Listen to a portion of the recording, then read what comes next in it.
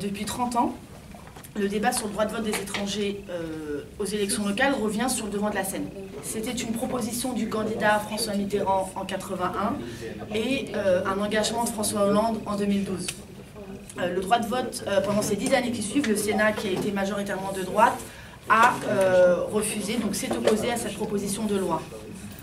En 2011, la proposition votée par l'Assemblée en 2000 est finalement adoptée par le Sénat qui était de gauche. Donc c'était sous l'impulsion de Lionel Jospin.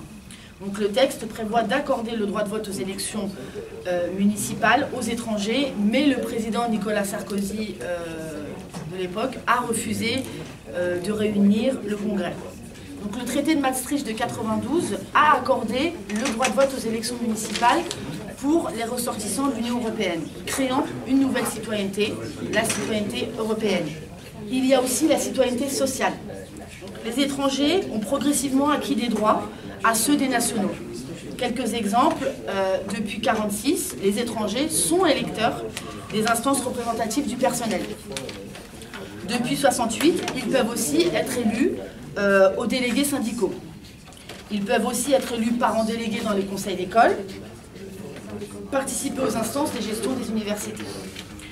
Ce qu'il est intéressant d'observer, c'est que le montant des dotations accordées par l'État aux villes et le nombre de conseillers municipaux est calculé sur le nombre global d'habitants dans une ville et non pas seulement sur celui des Français. Exemple, moi sur ma ville, sur Bondy, on a 54 000 habitants.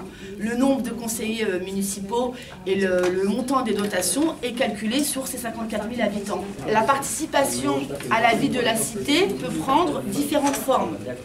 S'engager dans un parti politique, dans une association, dans un syndicat, avoir le droit de vote ou celui d'être élu dans ces mêmes instances. Les étrangers participent à la vie économique et sociale de leur ville.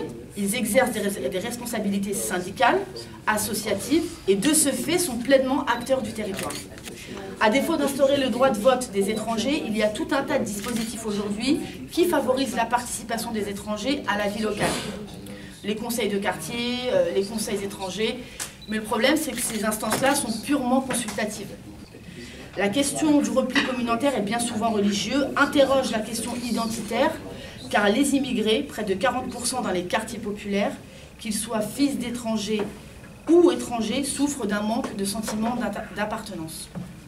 Comment se sentir appartenir à la République quand la République vous délaisse ?